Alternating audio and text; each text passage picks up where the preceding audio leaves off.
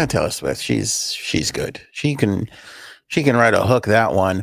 AOA podcast. Oh my God, it's so good to be back in the mix. It's so great. I love it. Good to see all you people. Welcome. So nice to have you. I feel like I'm going to lose some of you on this episode.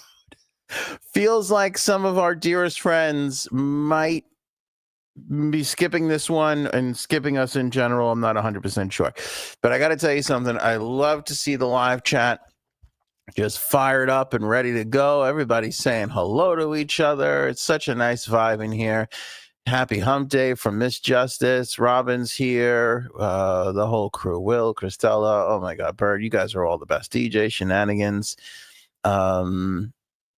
It's unbelievable. It's so good to see that live chat filled. Again, make sure you guys hit the like button right away. Hit the share button. It all helps with the algorithm. We got a lot of topics to get into, including these immigration raids that have begun and are ongoing. What that spells out for the Democrats and our country in general. We're gonna talk about it. Let's not lie to each other. It's a hard topic, and we'll get into the whole thing. Bill Burr still raging over the Howie Mandel thing. He is not happy over that. He was on Rich Eisen's show, who I have a world of respect for Rich Eisen. Got to give it up to Rich. I like praising the other people that do this. I know I throw a lot of hate around to some of the other podcasters and hosts and things, but Rich Eisen does a great job. Very sports oriented, but does a really, really nice job. Mike Tyson is not right. I am concerned for Mike Tyson. You know, I had a lot of experience with a brain trauma recently with my dad, and I looked at Mike Tyson today and I went, oh my God, this guy is not okay. This guy is not okay. We got to get Mike Tyson some help. And speaking of some help, maybe Frankie C goes to the White House. This is an exciting development. I haven't cleared this with Frankie C. I don't think he's going to be happy with this. But yeah, we might be sending Frankie C to the White House. That's pretty amazing. And of course, the Golden AOA Hall Awards nominees are up right now on the website. Go to the blog section of anthonyonair.com. Vote for your favorite song, movie, streaming show, comedy special. We got a whole bunch of categories up there for you to vote right now. Have your say from the past year. It's all happening right now in the blog section of anthonyonair.com. My goodness, that's a podcast.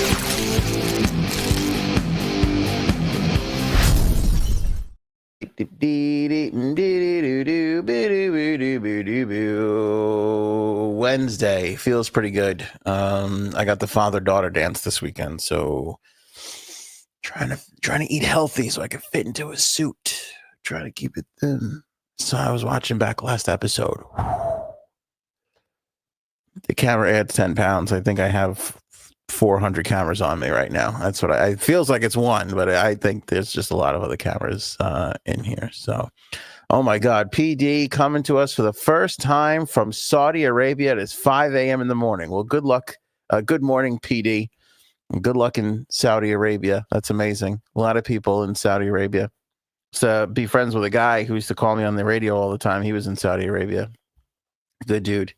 I envy people who could go live somewhere else. I really do. I've lived in New York my entire life. I've moved a grand total of like 45 miles away from where I grew up. I'm not a brave, willing to move to other places kind of a guy. So the people who are living in Saudi Arabia, that's amazing.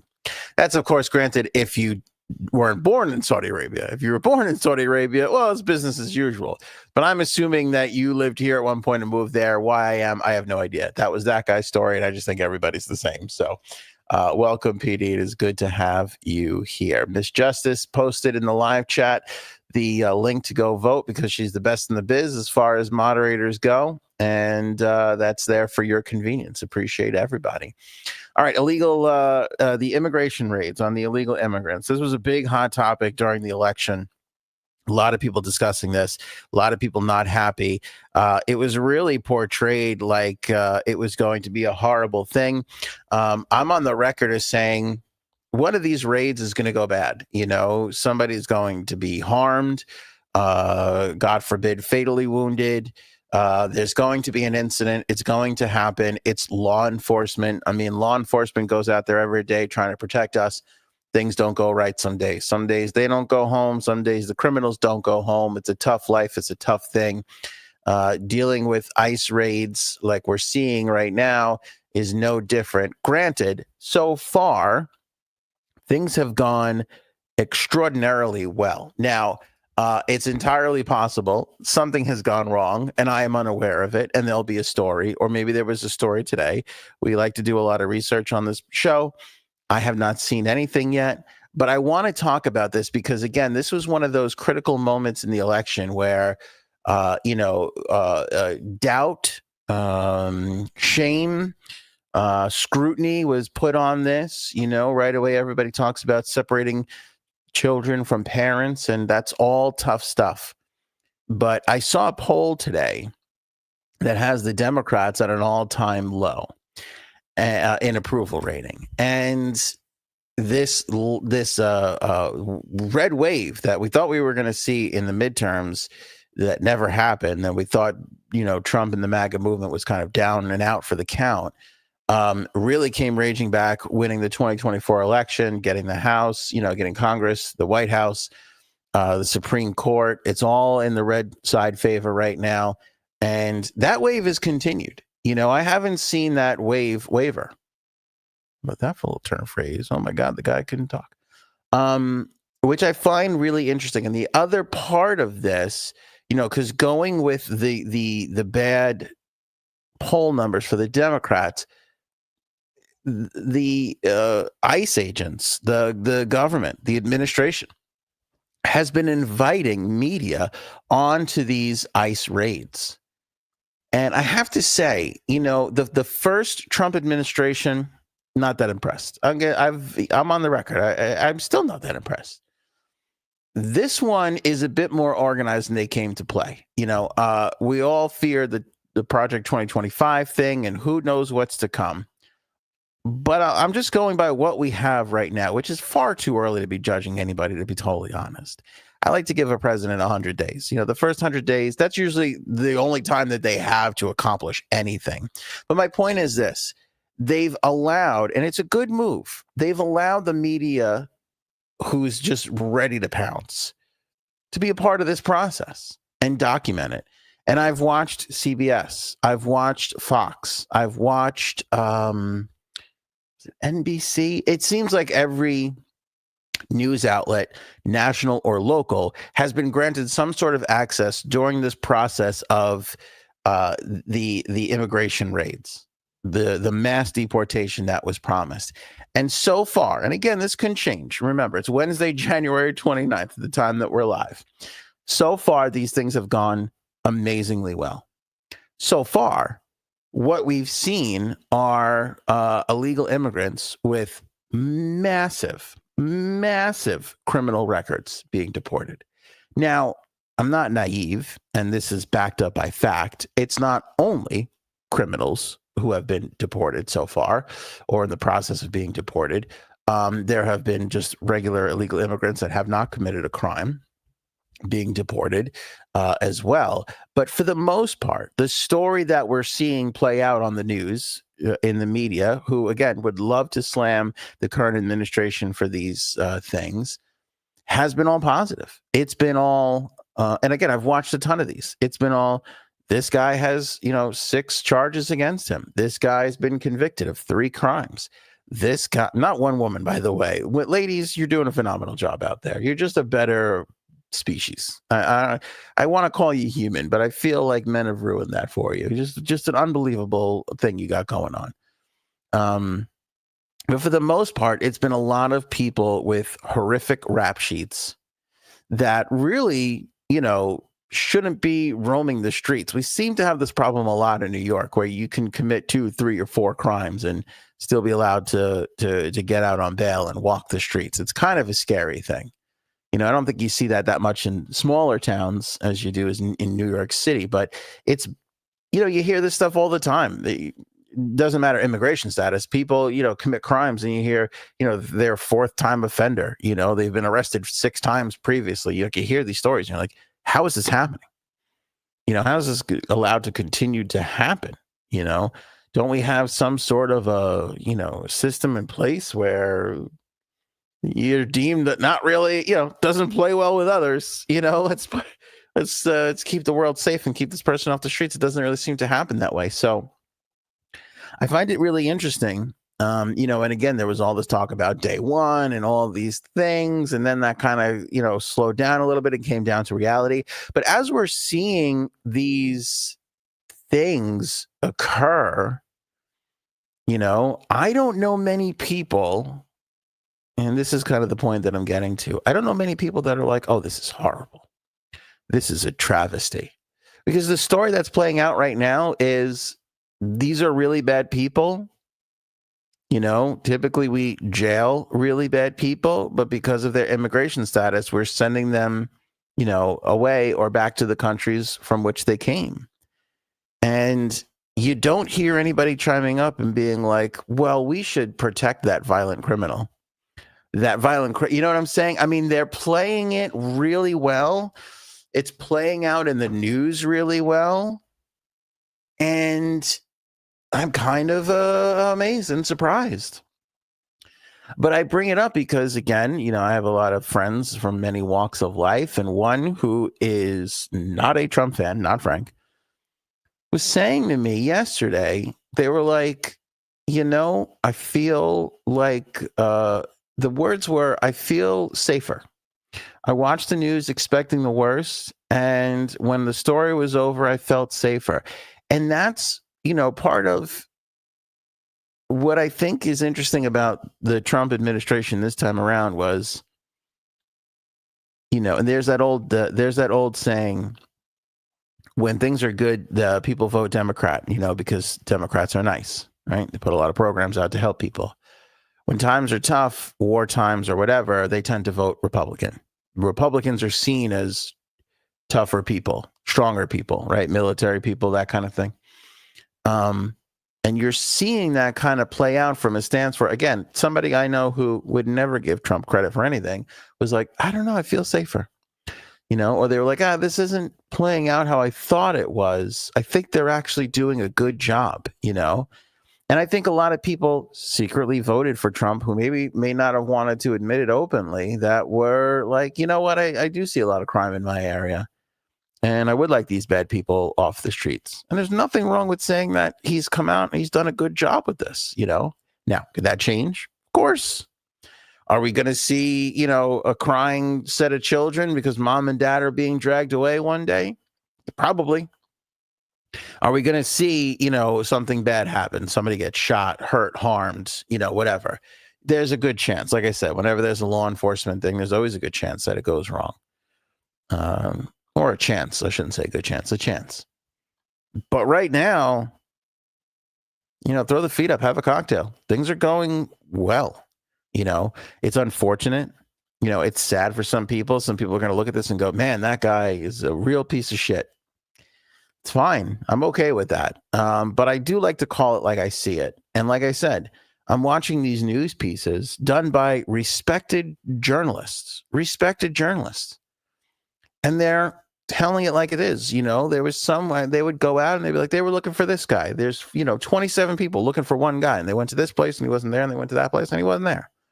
Seems like a big waste of resources. That was the most negative thing I've seen in these stories so far. By the way, thanks for liking and sharing the episode. I see we can kind of see like the numbers here. Every time you guys share this episode on your Twitter, on your Facebook, the numbers jump. We get to reach more people. We get to have good, interesting conversations like this. So listen, I get it. I know a lot of my friends, both here and in life, voted for Kamala, and they hate this guy and they're going to hate this guy. This is one promise that has been working out early on. Again, let's call it like it is. It's just, what is today? It's day 9. You know what I mean? It's day 9. It's too early for anything. But I do, again, I bring it up, and it's a lead topic for me because it's interesting. It's happening right now. It's of our times, right? It is the Democrats at an all-time approval rating low. And these policies that were so controversial suddenly looking not so bad, suddenly it's like, well, when you hear the rap sheets of some of these people, maybe I'll throw a clip on. I should have, because before the show, I was like, I don't need to show this. People will hear it and trust that I'm passing along the truth. But it's it doesn't seem like it's all that bad just yet. Let me see. Okay, this one was from which one do I want to share with you? Let's do this one first. Donald Trump's ICE raids have led to the arrest of 538 migrants, including pedophiles, gang members, and a suspected terrorist. The sweep, part of a nationwide crackdown, aims to apprehend those who have either committed crimes in the U.S.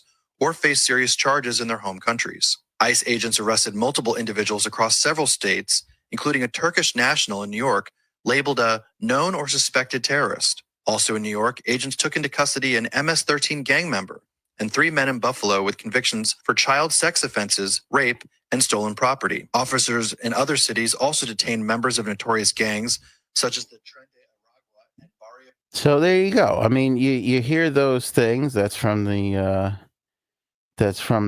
New York Post. Here, this is CBS. Just after 3 a.m., we are making our way to downtown Manhattan to begin briefings on ICE actions to come this morning. Inside the ICE field office in Manhattan, the ranks are enlarged by other agencies now ordered by the Trump administration to gear up for immigration sweeps. There's also secondary address. The plan, multiple pre-dawn raids targeting undocumented immigrants with criminal records. The charges range from murder to theft to kidnapping. We are going to take every precaution when we're trying to apprehend. All right. See, this is what I don't like to play. This is boring as hell. Today is Anderson Pacheco, Venezuelan national. He's wanted out of Colorado on multiple felony warrants. A suspected gang member with warrants for kidnapping, burglary, and a gun crime, authorities told us. Around 5:30 a.m., heavily armed agents raid this apartment building and find the suspect and 3 other male associates, all handcuffed and without incident. And that's the other thing too. It's all happening without incident. So that's from the CBS Evening News. We thank them for the clip. I forget that guy's name. Major Garrett. That's his name, Major Garrett. His first name is Major. For the longest time, I thought, this guy served in the military. Are they just calling him by his rank? No, his fucking name is Major. That's a weird one to me. But anyway, this is below the belt, but hilarious. I hear Frankie has a MAGA bumper sticker on his Prius. I mean, he's not even here to defend himself, PD. I mean, dear Lord. Robin bringing up something a lot more happier that I'd love to talk about. Dave Matthews doing a fire aid benefit concert tomorrow night. That's got a killer lineup to it, which I think is going to be a lot of fun. Become an AOA member. Join right now. It might be on Fly NY. He has gifted a membership, and that usually gets taken by the first person who joins. If you don't get it, join anyway. It's $2.99.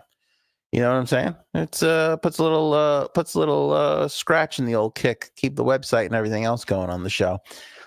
This is sad. Bird, my daughter's friend's dad got picked up by ICE. It's sad to see. Yeah, it is. And I think to myself, I'm like, do I know any illegal immigrants? I'm not entirely sure. Like, I know a lot of people, like guys you see around the neighborhood and shit like that. I hope nothing bad happens to them. I think everybody will be really happy if it stays with this whole criminal thing. Again, people who aren't criminals are going to get roped into it, which is sad and unfortunate. But when you hear let's be honest. Even the people who want to hate him, you got to be honest with yourself. When you hear multiple violent crimes, multiple warrants out for this or that, pedophiles, a Turkish national who's a suspected terrorist. Who's sad about that? And it makes you kind of think, it makes me think 2 things. A, what the hell were the Democrats doing? And B, if they were doing this, why weren't they doing a better job telling everybody? Again, we can go back and forth, and it's funny. Somebody shared a clip with me of Obama in I believe it was his first term, and he's like, "We're going to be really hard on immigration," and he's basically laying out all the things that Trump says, not as much of a radical tone, but it's essentially the same thing. Like he's I think it's the East Wing or where it was. It's a press conference. He's behind the presidential seal and podium, and he's going, it's going to be the big. We're gonna put away. We're gonna send back the most people. We're gonna do. He's saying all these things that people get mad at Donald Trump for now. And you watch it and you're like, you can't argue with it. You can't argue with it. I saw Fetterman today. He came out because he's catching a lot of shit, not just for having a horrible dress code and no respect for his position. But, he's, which again, I admire and both am disgusted by, very conflicted by that. But he's catching shit for working with the Republicans. And that drives me fucking crazy. It drives me crazy when Republicans catch shit for working with the Democrats. That's how it's supposed to go. That's how it's supposed to go. And I always feel like the fucking cable news media on both sides, they make more money when we hate each other. So you're just playing into their hands by just constantly thinking I'm on this side, and I always have to think this way. It's refreshing when I have that conversation earlier with a friend who's like, hey, you know what? I feel safer. I didn't want to vote for the guy, but this is going pretty good so far.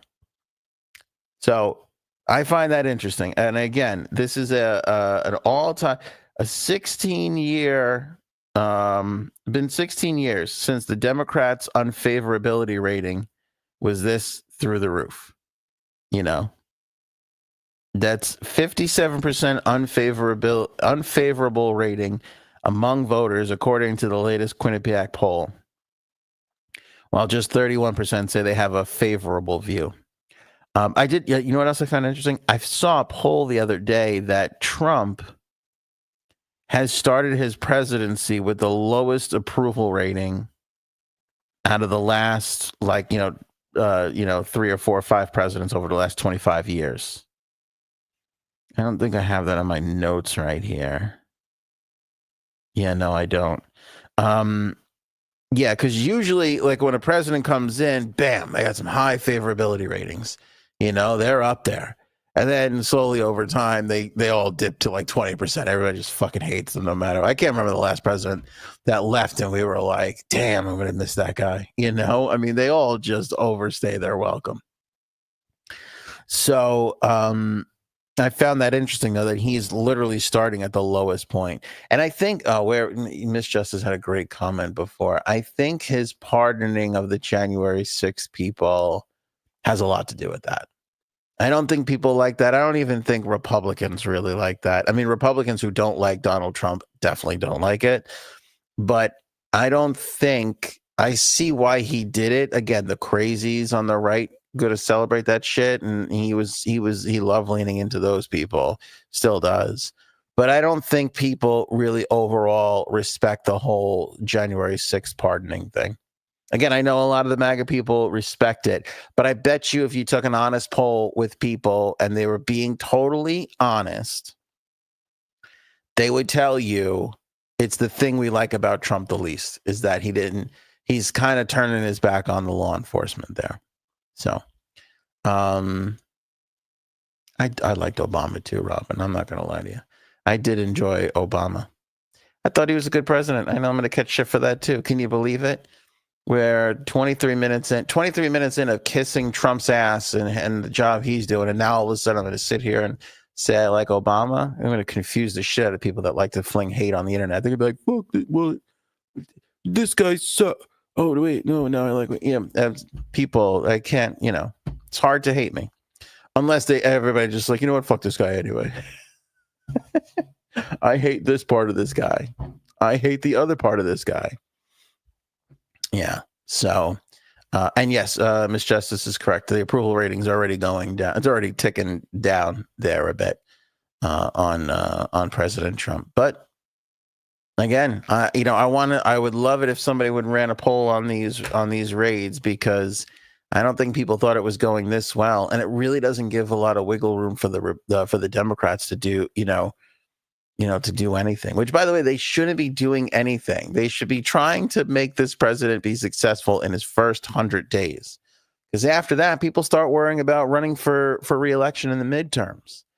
It's sick, the amount of little government we're doing instead of campaigning. Campaigning has become 65% of what these politicians do.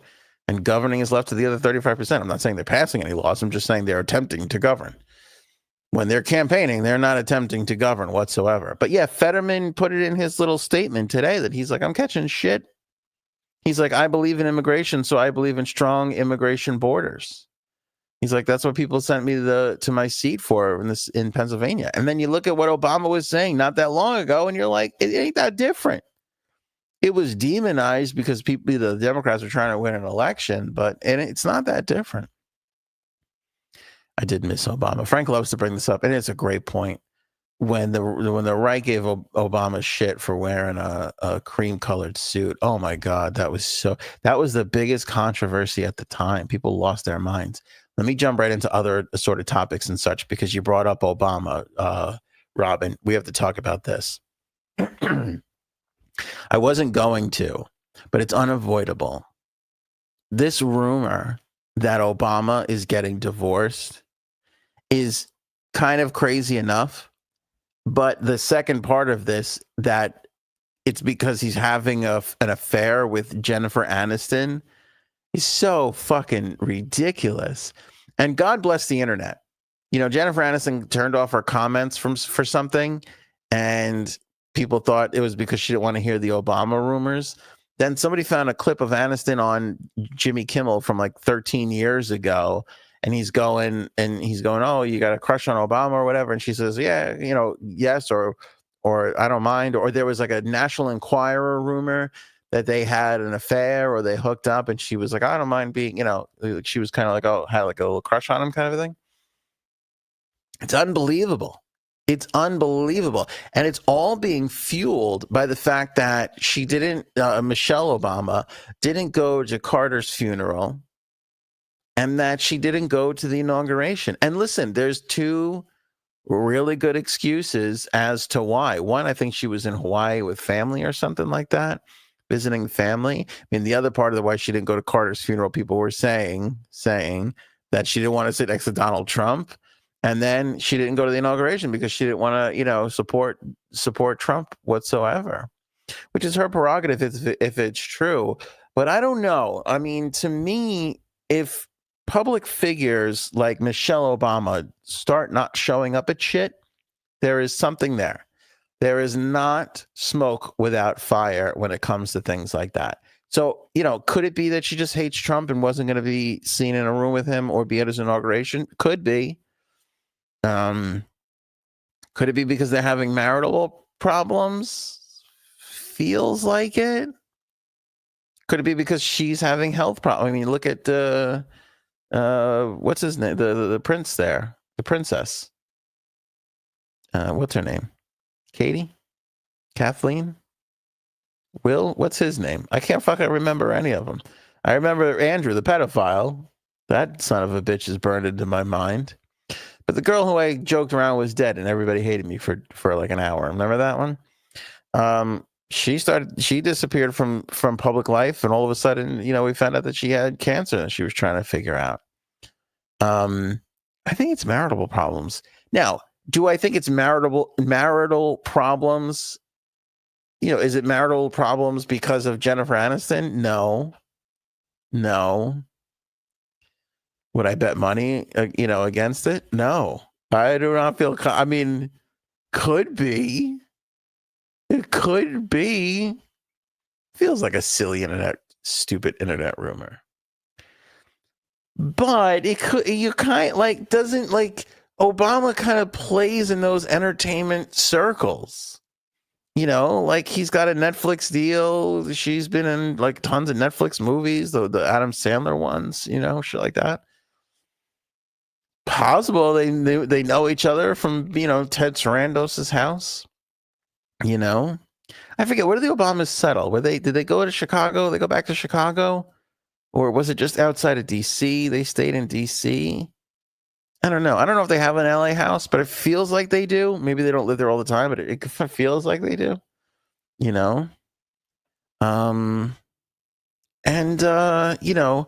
I don't know. It's one of those things where it's kind of awesome. Like the two famous people are now hooking up.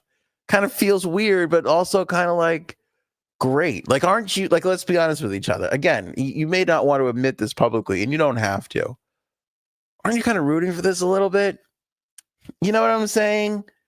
Do you know what I mean? The excitement of being like, could you believe Aniston and Obama? Or you know, do you fucking believe that? I wonder how it happened. We're all thinking the same thing. God, those poor kids, you feel bad for Michelle, but also, isn't that kind of like awesome? Like, how did they hook up? Who made the first move? You know? How long has this been going on for? All that shit. Oh, I don't know about this. We don't want this rumor hitting the way they met at a Diddy white party. I mean, maybe. I don't know. Could be. Here's the thing. I can't deny that. Turner can't say anything against that. Yeah, Obama be pumping Rachel. That's what I'm talking about. That's what I'm talking about. Then you're kind of like, would he be in the next Friends reunion? Like, isn't that kind of hilarious if, you know, her character, Jennifer Aniston's character, all of a sudden is dating Obama? That'd be like, you know, they could call the reunion the one where Rachel dates Obama. It would be. Do you know the stream numbers we could do on this? I'm practically writing the whole thing in my head right now. The whole thing in my head. You know, they're at a rally protesting the immigration raids. They lock eyes. Oh, dream weaver. You know what I'm saying? She get a drink after this, you know? Talk about projects. And she's like, you got a project coming up? He's like, I'm Obama. I always got a project. I always have a project. Got a Netflix deal. Honestly, Aniston doesn't even have a Netflix deal, right? I mean, she's been in the Netflix movies, but it's not like, I think like Sandler has a deal. Chappelle has a deal. They can make whatever they want there. Could I be banging the president anymore? You know, doing shit like that? That's just hilarious. Just hilarious. I feel bad for Michelle and the kids. Michelle's extraordinary. I'm not one of these people who think Michelle Obama is a man, which I know is like the other big rumor out there, right? That she's it's so stupid. You know, that's so... I don't believe that. I believe that less than maybe Obama's banging Rachel. You know what I'm saying? That one I believe more. I just do. I don't know why. Because I want it to be true. And I think we all want it to be true. I think we're all kind of rooting for that. And not just because of what it would do to a Friends reunion, but a lot because of what it would do to a Friends reunion. I think Obama and Aniston would be Obamiston. Anima. I don't know. Genema. Brock, no. Jirac. We can't go with Benifer. Berenifer? I don't know. Somebody will work it out. This is why I don't work for Page Six. That's why I can't get a gig with the gossip columns. Can't come up with those fun names. R.I.P. Chandler. Moment of silence, please. Could we be missing Chandler anymore? I think he was the best one out of all. Joey got too much of the spotlight from me. He's all right. He's all right. I'm a Chandler guy. I'm a McCartney guy. When it comes to Beatles, McCartney. When it comes to Friends, Chandler. Seinfeld, I'll tell you what I like. Jerry himself. He's my favorite. He was I know you're thinking, Ant, you're practically George fucking Costanza. You should be a Costanza guy. I'm not. Oh, fuck. See, Robin could work wherever he wants. Barackifer. That's it. I think you got it. Barackifer is it. Barackifer could I think they can knock Travis and Taylor off that America's Sweetheart list. They could do it. People would be like, who cares about Taylor Swift? Could you believe Aniston is laying Obama? That's amazing. They're probably running together. It's two fit motherfuckers. They're playing tennis and shit, you know? Did they meet at tennis at Martha's Vineyard or something like that? I don't know. I don't know how the elites live. I drive a Hyundai. Yeah, it's not Hyundai and Elite. Not really. I think one of the trim packages is called Elite, but that's the closest I'm getting to it. So, Obamastan. That's hilarious. Sounds like a new country. It does. It does. Military forces moves over the Turkey border today into Obamastan, and it's really worrying President Barakafer of Obamastan, on how much this military aggression is gonna go. I could have done the news. All right, I'll tell you what, and because I love him so much, this is disappointing. Robin liked Kramer the best. See, I think you're better than that, Robin. I think Kramer is hilarious. One of the best physical actors of all time. Him and Ritter, like John Ritter, like oh my God, so good. So good. But Kramer, he was great. Too on the nose for me, too obvious. I mean, he had some of the biggest belly laughs of all time. Listen, nobody hit more home runs on the Seinfeld cast than Kramer. Career home run champion, no doubt about it. It was Kramer. But like Jerry, to me, had a better batting average. You know what I mean? Like he was just consistent every game in there, just moving those stories along. I like Seinfeld. I just think he's such an unsung hero on that show. Miss Justice loves Elaine. Elaine, who was I talking to when I was down with my dad? Elaine, what's her name? We're talking about one of the funniest women of all time. And it is, by the way, I hate saying that shit because it makes it sound like fucking, like finally, got a funny woman. Yeah, because I hate kind of saying that shit. But she, to me, is Julie Louis-Dreyfus. When you look at Seinfeld and you look at Veep, you look at, SNL, like you just look at her credits and it's like fucking, she's in Christmas Vacation for maybe all of 37 seconds and is remembered in that film as much as Chevy Chase or any other character. Right? I mean, Julia Louis-Dreyfus, that whole, I don't know, Margot, why is the carpet all wet, Todd? She's fucking hilarious. Julia Louis-Dreyfus doesn't get enough credit for being a comedic genius. And that's the sad thing. We're going to have to wait till she's like 87 and at an award show and can barely get on stage before people are like, wasn't she just a legend and a genius? I'm saying it now. She is by far one of the most hilarious and funny actors of all time. Like just complete, and never, you don't hear people, again, everybody goes George, Jerry, and Kramer. Nobody talks about how hilarious Julie Louis-Dreyfus was in that show as Elaine. Just absolutely the best. And Veep, just when you think it can't get better than Elaine, you watch her in Veep and she's even better there. She's even better. Robin, you've seen both. Do you disagree that Julie Louis-Dreyfus is better as Selena Myers than Elaine Bennis? That's the kind of opinion that would get you shot in my, in my friend group back in the day. You don't fucking talk down Seinfeld. It's crazy talk.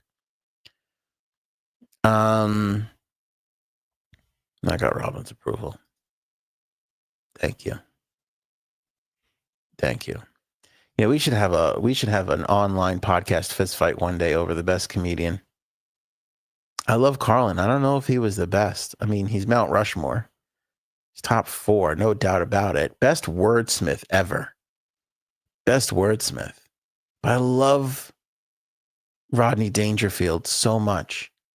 I mean, Rodney Dangerfield was so economic with his words. He never used a syllable more than he needed to get a laugh. Oh my God, I love fucking Dangerfield so much. There's just so many. Richard Pryor was great.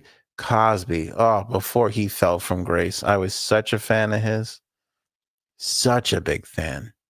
Because he was one of the earliest ones, because all his comedy was clean. So my parents let me watch those specials, with that gradient lighting in the background and him sitting on the chair. I got to watch those early on, and that was, those you never forget your firsts. Flying why? What the hell is a Veep? No, watch Veep immediately. I would almost tell you to close the show right now and go to Veep. But it's so good. It's so good. Bill Hicks was great. Yeah, Bill Hicks was great. We should maybe I feel like this is like a homework topic. Like I really got to get out there and think about it. I mean, he's new. He's later. He's been doing it forever. But Chappelle, I mean, you can't argue with Dave Chappelle's craftsmanship. It's unbelievable. I don't know if there's anybody as good as Chappelle when it comes to making it look effortless. He just makes it look effortless.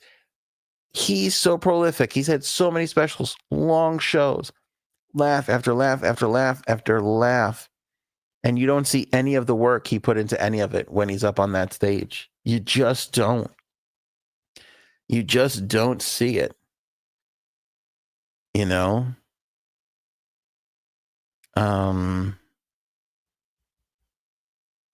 the other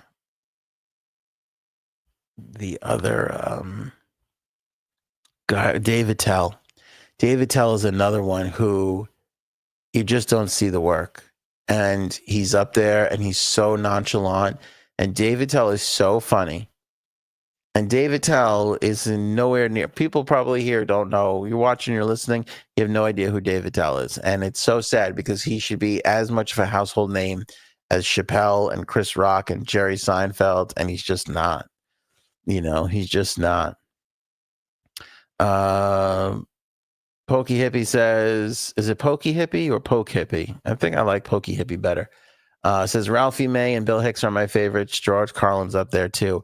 DJ Shenanigan, Cat Williams. God, Cat Williams, so fucking funny. Cat Williams lately has been making me laugh more. I mean, just the clips that I've seen of him in the last couple of years has been so great. Christella agrees. Doug Stanhope is good. Doug Stanhope, where's he from? Texas or something like that? I don't know why, but I feel like he's a Boston guy. Cigarette, beer in the hand, like tough guy out on the corner, kind of white trash, like fucking beer gut, kind of like in the same vein of Dennis Leary back in the day before he, went a little bit softer and focused more on acting. Just that rugged and Chris, just that rugged and just like fucking, the kind of guy who would steal from his own mother. And you're like, this guy's a piece of shit, but damn it, is he hilarious, Oh, God, Eddie and Chris Rock.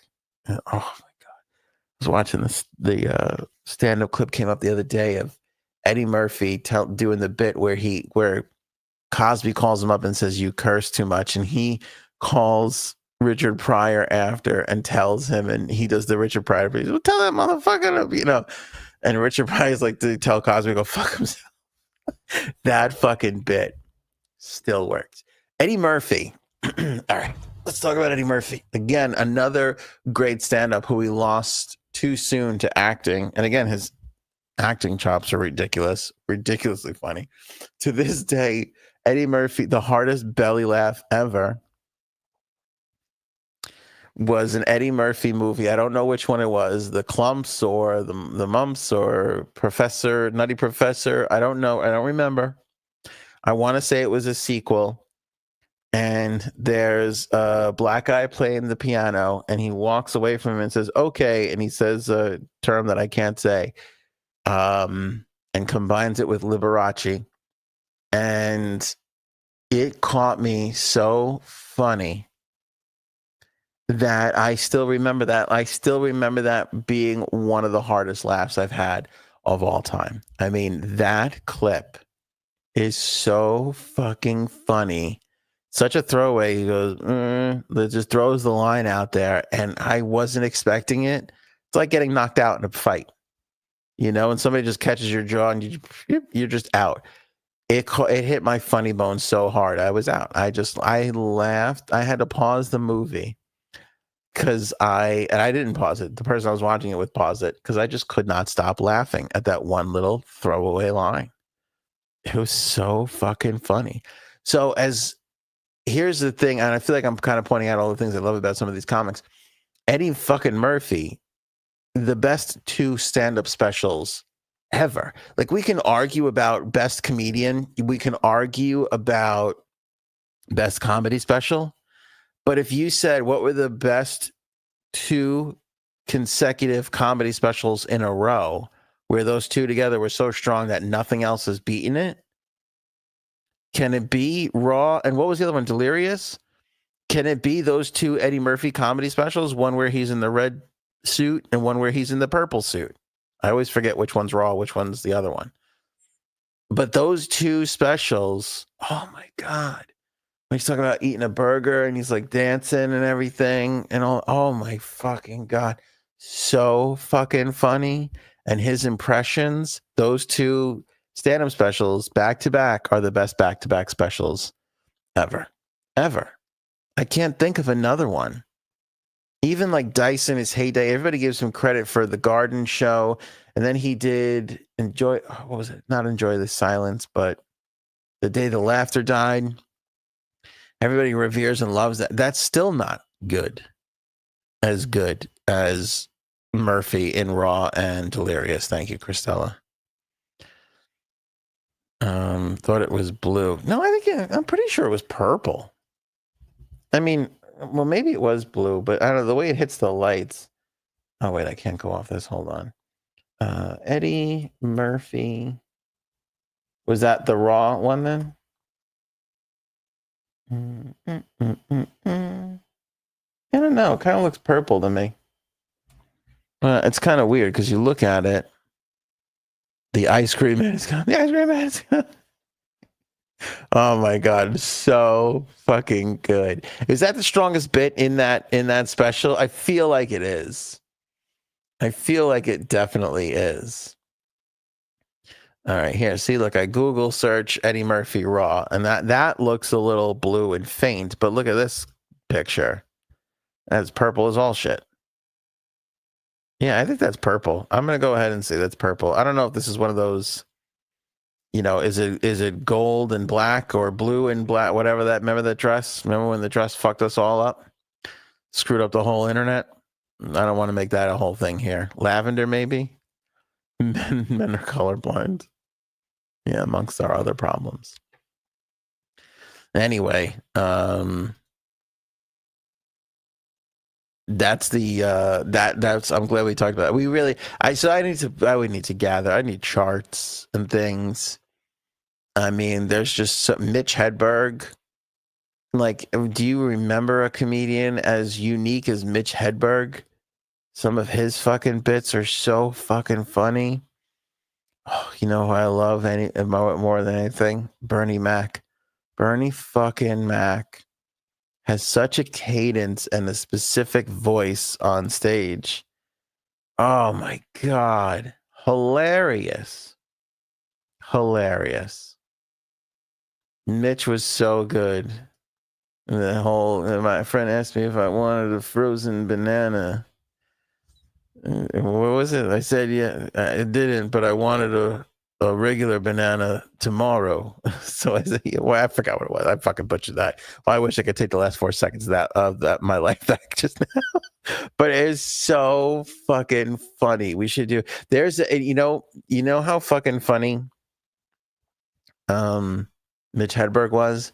There's a kid on TikTok now who writes Mitch Hedberg jokes. He's like jokes that are only funny if Mitch Hedberg says them, and then he just like delivers 3 or 4 things, and they're not all as great as Mitch Hedberg, but you find yourself laughing at them because you're like, I get, but in Mitch Hedberg, this is very like you're it's all the previous laughs that Mitch Hedberg has given you that fuels that laughter, and that's how fucking great he was. That is how great he was. Yeah, Bernie Mac was the best. Norm Macdonald, oh my God, unique voice. Yeah. So I said so, like that whole thing that he had, his cadence. Yeah. So good. So good. All right. Speaking of comics, okay, another one of my favorites, Bill Burr. So we talked about Bill Burr getting pissed off at Howie Mandel the last time he was on the Howie Mandel podcast, whatever the hell it's called. And he got mad because Howie Mandel surprised him with Billy Corgan, who was on another podcast, who said, "Oh yeah, my mom told me that I might be half brothers with, Bill Burr," and that caught fire. So Bill Burr goes on Mandel, and Mandel just surprises him with Billy Corgan, and he was upset. And so people were like, "Oh, it was just a bit." We talked about it. I put it out as a clip. Everybody's yelling at me like, "Oh, it's just a bit. You're an idiot. It's just a bit." Okay, well, Bill Burr was on the Rich Eisen show, and Rich Eisen asked him, "Were you really upset about it?" And here's what Bill Burr had to say. People want to know, were you really pissed? Listen, I don't talk about your stuff. Yeah, I don't. And so Howie did what he did. Yeah. Because he is a Hollywood whore. And he doesn't care what happens, that he just didn't. Okay. You know, he could have said something and he just threw it brings up all that weirdness. Billy's fine. I mean, that's the first time I ever met him, but it was fine or whatever. But I did not appreciate, what Howie did. No, not at all. All right. So no, but he's like Howie, so he's sort of hard to hate. You know what I mean? How do you hate a germaphobe? He's not threatening. He just walks with his arms in so he doesn't rub against curtains that he owns. That's the weirdest thing about him. He's just. All right, so there you go. So there he was explaining that, he was I was pissed. Now I thought he was pissed because he didn't have time to write any material, but I think he was just pissed because he's I don't like fucking talking about my own private shit. That's so fucking funny to be like, how could you hate a germaphobe? He's fucking great. Bill Burr is fucking great. But he was pissed. I get it. Some people just don't want to talk about their personal lives. A comic should be able to talk about anything he wants. He shouldn't be forced to talk about everything. He should be able to he or she should be free to roam wherever they want to go and do bits on whatever they want to do. But, if he doesn't like talking about a certain thing and doesn't want to take part in that, I get it. I'd love it if he did. I prefer it if he did. And if he indulged everybody, if he shared all the details, everybody wants to know. But I get it. And I get him being pissed at, Howie Mandel trying to get numbers. Because that's the only reason why you do something like that. Because you could just say, Bill, come in. I'm going to have Billy, maybe you'll talk about the thing, and let him decide then. You take that decision out of his hands when you just surprise him with it. You're surprising him with it because you want to get a reaction, because you want to get numbers. Howie Mandel still wants to get numbers. Got more fucking money than I could imagine. All those years' work, he's still probably living off of that Bobby's World money. That son of a bitch. But he's out there still chasing it. Still chasing it. Loves Leno. Praises Leno. And Leno was one of those guys too that just was like, I don't care. I want to do everything. I want to do it all. I want to be number one, no matter what it does or how it makes me look. So that's just the kind of guy that Howie Mandel is. So, it's kind of fun this way too. I kind of like what Bill Burr did. Fuck that guy. He really pissed me off. He really, I was really pretty upset about the whole thing. It's kind of fun. A little interesting. Spicing it up a bit. Tyson is not right. I'm concerned. Here's Iron Mike from New York Post's TikTok, the New York Post Sports TikTok. He was being interviewed, asked how he, was from the fight. He was like, still not 100. He looks like he's gone. He looks completely gone. Take a listen. I feel pretty good. Have you recovered well after that? I don't know if I'm 100% recovered, but I feel good. Yeah. He goes, I don't know if I'm 100% recovered, but I feel good. You don't sound good.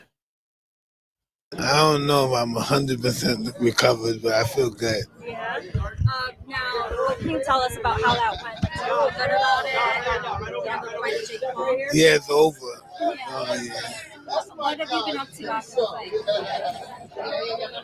I was in St. Bart's. I came back from St. Bart's, and now I'm starting. Yeah.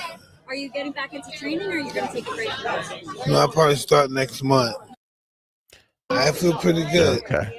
See, right? I'm not crazy here. He's like, I was at St. Bart's, and yeah, he sounds high. Only thing is, like, I think he's fucked up. Because she asked whoever this was. By the way, these are camera people that are holding the microphone at the same time. That's why this interview sucks. These aren't like real reporters that get to be on screen. Some of these people are just like interns, and they're like, take the microphone and the camera. Don't screw this up. Get somebody good. But she's like, how are you? He's like, I'm not 100%. And you're like, you don't sound like you're at 100%. Sounds like we need to get you a neurologist appointment. Let's get some scans going. Yeah, it's too much. It's too much. He's taken too many punches. This Jake Paul fight sounds like it wasn't really a good thing for him. Sounds a little concerning to me. I'm a little worried about Iron Mike Tyson. I never thought I would say that. Despite everything he's put us through, the face tattoos and whatnot. Makes me feel all the more dirty for watching that fight, all those months ago, or whenever the hell it was. It's kind of like, everybody's mad that Jake Paul didn't fuck him up more. And now look at him. Guy could barely string a sentence together, for the love of God. Final topic of the episode. We might be sending Frankie C to the White House. Again, these are one of those things where I go, I should have really covered this with my buddy before I brought it to the airwaves. But it was announced from the Trump administration that they are welcoming, quote unquote, new media to the White House press corps. They got one chair. One chair. Because beggars can't be choosers. Well, we got one chair. It's not even like a real chair. That's nailed to it's one of the folding chairs in the back. But it's a chair. That White House press secretary announced would be for new media, whether you're a blogger, a podcaster, a YouTuber, a TikToker, however you want to fucking define yourself.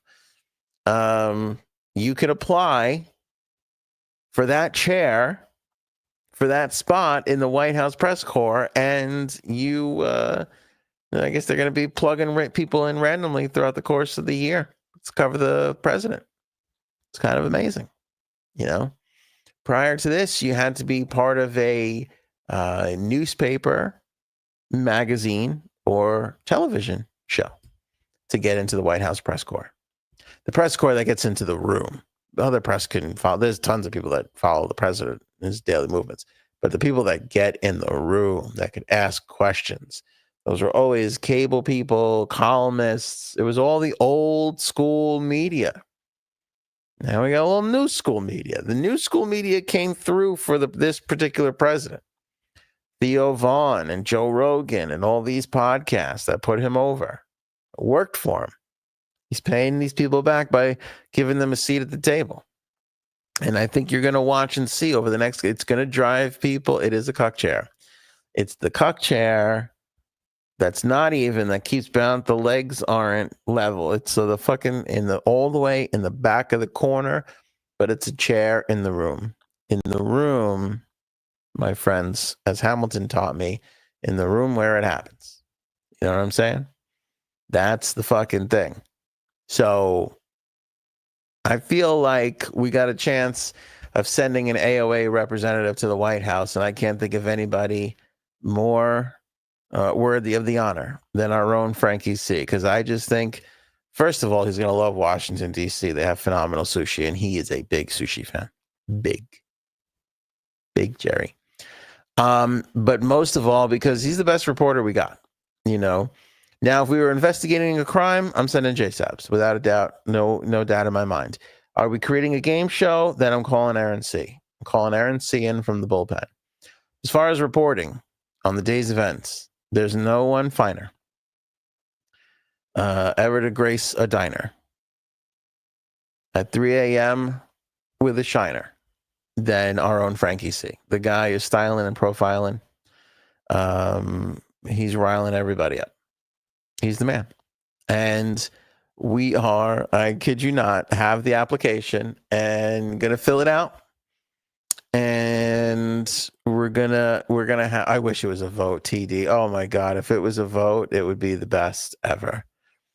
It would be the greatest ever if we could vote Frankie C in. I don't know who picks it. I know we said a lot of bad things about the current administration prior to taking office, but it would just be magical to be chosen and then bestow the honor on our own Frankie C to go in there, cover that White House, baby. Cover that White House. Bird brings up a good point. If there's a field reporter on the homeless epidemic, we go JSABS. You're correct. So there you go. See, Frank doesn't have a monopoly over the reporting. There are areas where JSABS could shine, and homeless epidemic is one of those areas. We're going to have to pay for lawsuits afterwards. Sexual harassment's a real thing. But yeah, she's going to be all over it. She's going to be all over it. JSABS, God love her soul, shared with me. She loves gossip so much. She is a gossip queen. She loves gossip so much. She's tracking gossip from our old neighborhood, which both of us haven't lived in like 18 years. And she's like, you'll never guess what Phil from 35th Street was saying at the park the other day. And I go, this is 60 miles away from us. How do you know this? What is happening? She's sending me pictures from playgrounds and shit like that. Like, could you believe that? I was like, I don't even. She's tracking it all. So J Sabs would be in there with those homeless people. She would be making it happen. But Frank's gonna make it rain. Give it a week and we'll be investigating a crime. I would just love to see fucking Frank. Here's my dream. This is my dream. The legend himself, Frankie C. in the cuck chair. That's a folding chair. It has the uneven legs. So it goes like this, all the way in the back corner of the White House press room. And he's smiling. And he's got the crispest, most crisp tied bow tie. Gray fedora, black band, little card sticking out that says press. That's my dream. That is my dream come true. There's nothing I want more in life than to see Frankie Fedora, hat on, little band, card, press. Oh my God. That would be like landing a person on Mars. I would put my little dream scenario as way better than putting a human being on Mars. There's just no way. Frankie Dora is a legend, and we just need him in our life covering the White House. I think that's what needs to happen. Do you like Frankie Dora or Frankie Fedora? Or maybe Frankie Fedoras? Frank could pull the fuck off of a fedora. I bet you he would wear the shit out of one of those things. He's one of those people that would look good in a fedora. I think most people look good in a fedora, but I think he would look really, really good in a fedora. That's my honest opinion. So, Frankie C to the White House. Stay tuned, because I'll tell you what, we are going to apply for that press seat as much as we physically can. And don't forget, out of all the podcasts in the world, you're listening to a top 5% podcast. Okay. We're in the top 5% of podcasts. We bring those kind of heavy statistic numbers into the room, into this application. I think we're going to get in, man. I think we're going to get in. I think it'll be in the 4th year, where there's 3 days left before the Trump administration ends. I mean, I think it's going to come down to the wire, but I think you get a top 5 podcast in there. I'm not lying. No cap, as the kids say. I have no business saying it, but I threw it out there anyway, just to see how it feels. Doesn't feel as good as seeing Frankie Fedoras and the White House. I don't even know who the new press secretary is. I didn't bother learning her name because it's Trump. I don't know if she's going to be there in 2 weeks. So I'm not just going to start learning names. You got to do 50 days in that Trump administration before I'm going to fucking learn your name. All right? I don't have the room for it anymore. I don't have the access. But I'm telling you, that girl or guy or whoever it is at the time is going to point to that person. It's going to be Frankie C. And he's going to say, thank you, Frankie C, AOA podcast. Be honest with me now. He shits his pants, right? I mean, I think that's what he would ask. I wish he wouldn't. But again, I'm not going to control Frankie C. It can't be done. You can't control Frankie Fedoras. That's just not how he operates. But I think that would be a great question to ask with 3 days left. I mean, because that's 3+ years, 4 years from now. I'm pretty sure that guy's going to be shitting his pants by then. He's going to be like 87. You know, I mean, who's not shitting their pants? Not with that many Diet Cokes consumed in a day. I mean, no way. No way. Could you imagine 12 Diet Cokes in a day? I would be shitting and vomiting everywhere. I couldn't imagine a human body could take that. But hey, it's Trump. AOA podcast, thank you so much. Does he is he wearing a diaper right now? Are we ever gonna get to see the presidential diapers? Because that would just be great if we can get that. What would Frankie C ask Donald Trump or the Donald Trump press person if he had the chance? I don't know. I don't know if we'll ever know. I'm not comfortable with that. I'm not comfortable with not knowing. Need to know. I'm on a need to know basis. I don't know if you guys know this, but I am on a need to know basis when it comes to, knowing shit. I'm all over that stuff. And we're all over this episode. That's it for us. Appreciate you guys so much. What a fun one. I hope you go to sleep and dream the most wonderful dreams about Frankie Fedoras asking his question in the White House. Would be just amazing. Vote now on the Golden AOA Hole Awards. We're going to give those out coming up on Friday. So there's not much time left to get your vote in. Head to anthonyonair.com, click on the blog section. You'll see the golden A-hole. The old golden A-hole's right there on the homepage. Click on that A-hole, tap that booty, if you will, and put your votes in right now. anthonyonair.com blog section. And we're back on Friday, and I'm told with RNC in a game, so it's going to be a real fun one, everybody. Dream of Frankie Fedoras. Hug the ones you love in your life. Oh my God, tell your people you love them. Damn it. Don't keep that in. I love all you guys. I'll see you on Friday. I can't wait. I'm not looking forward to Thursday at all. Only because it gets us closer to Friday. Show me potato salad. Closer to one another. Maybe we should go now. Bye. Bye-bye.